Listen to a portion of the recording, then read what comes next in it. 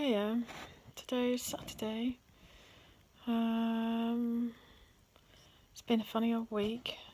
I've been home, which has been really nice, but it's been quite trying with things like fatigue and just frustrations of wanting to get on with things. Also, I retired, which I blogged about earlier in the week, and a couple of people have come down to visit, which has been quite nice.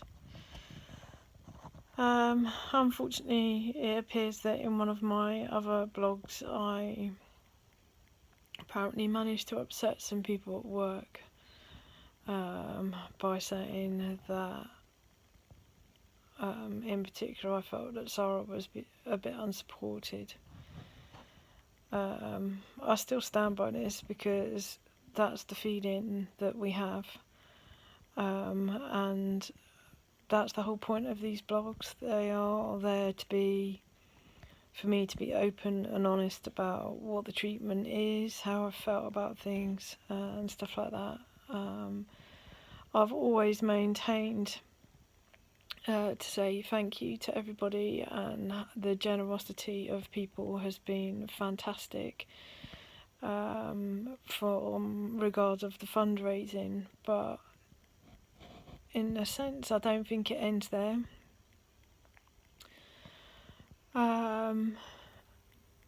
It's been amazing what support we have had, in so much as there have been people that I don't even really know sending me gifts, cards, dropping me a text or messengering me, and the same with Sarah. But it's just, I don't know, it's just surprised us, I guess, a little bit that other people perhaps that we expected to hear from we haven't heard from, and there can be many reasons for that.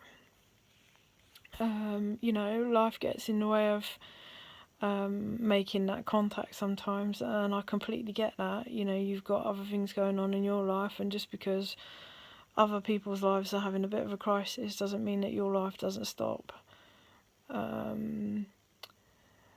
And then also there's this big thing about the fact that I'm terminally unwell and I may well not survive. And I don't really know how to address that or play it down, or fluffy it up in any way. It's a really difficult thing, and I know that maybe some people struggle with that, but all I can say is I'm still me and Sarah's still her, and you may well be thinking that you're supporting us, or it's been sort of put to me that people are kind of silently supporting, and I don't really understand what silent support is. If that's with regard to the fundraising, then I've thanked people for that, and I'll continue to thank people until the day that I do die, because people's generosity has been fantastic.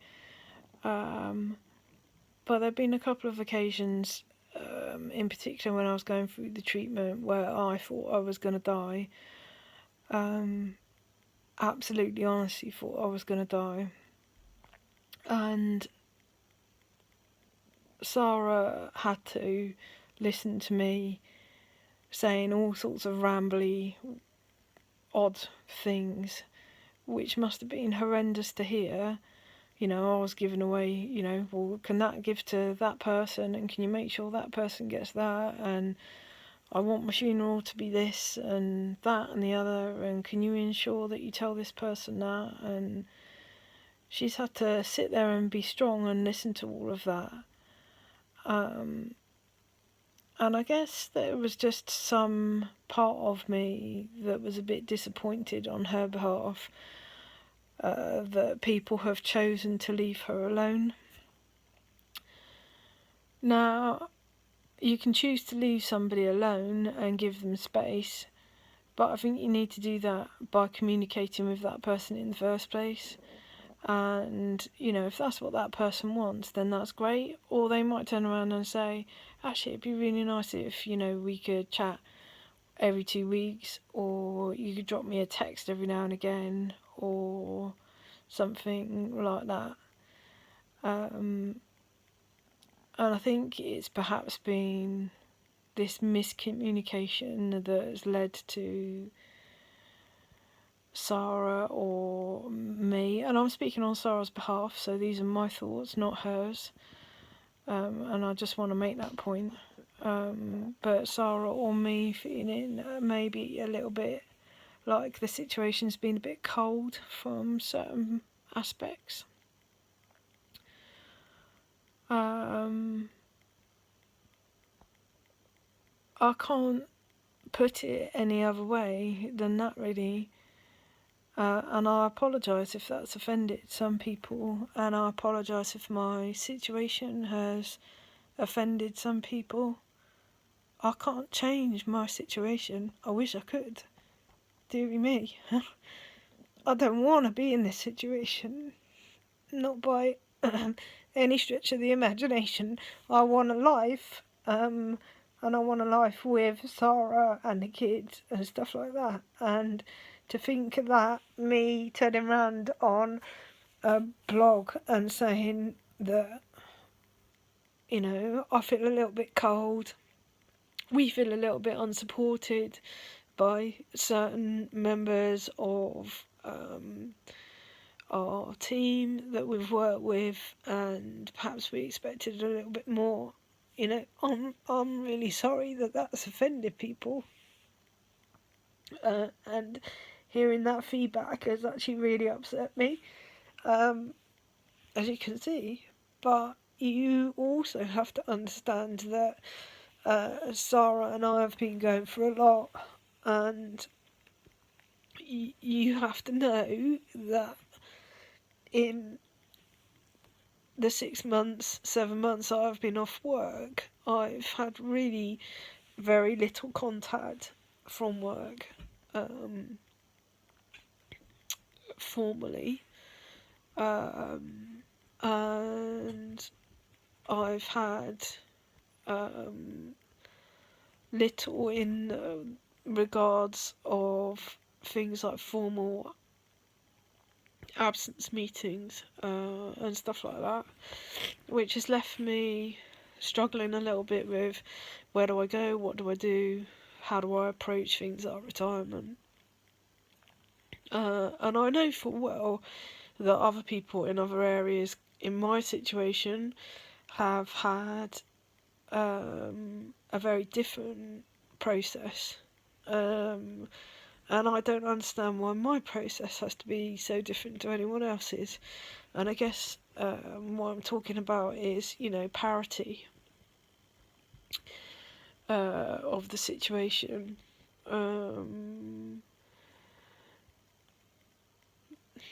Talking about terminal illness is always going to be tough and difficult for anyone.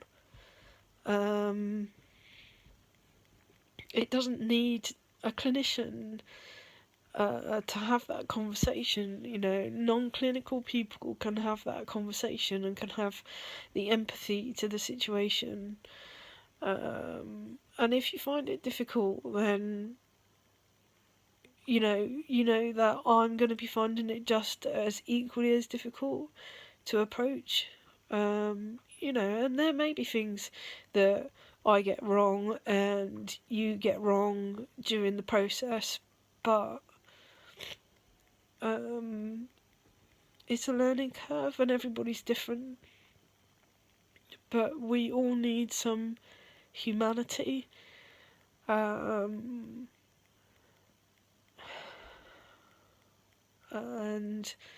we all need to be shown that our situation is being taken seriously.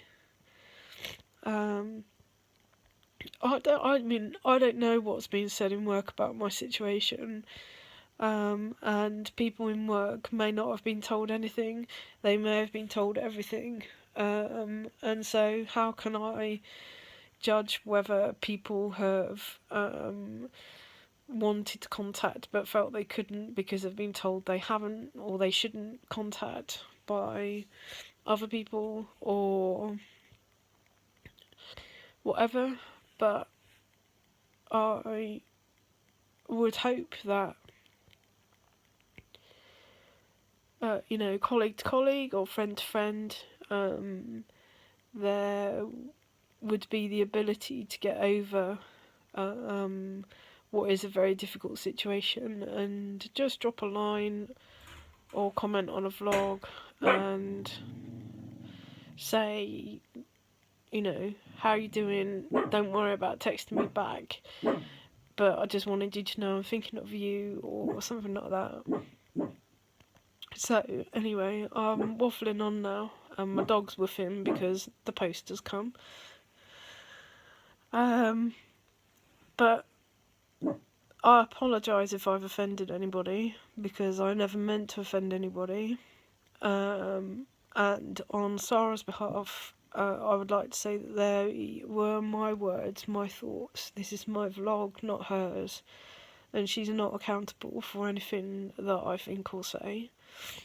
And so she has to enter the workplace, and a workplace that I'm not going back to, and I hope that my vlog is not held against her. I apologise if I've made you angry or upset. That was never my intention. And I think if you knew me, you would know that was not my intention. I was just sounding off at that point in hospital in my own four walls about how I felt. So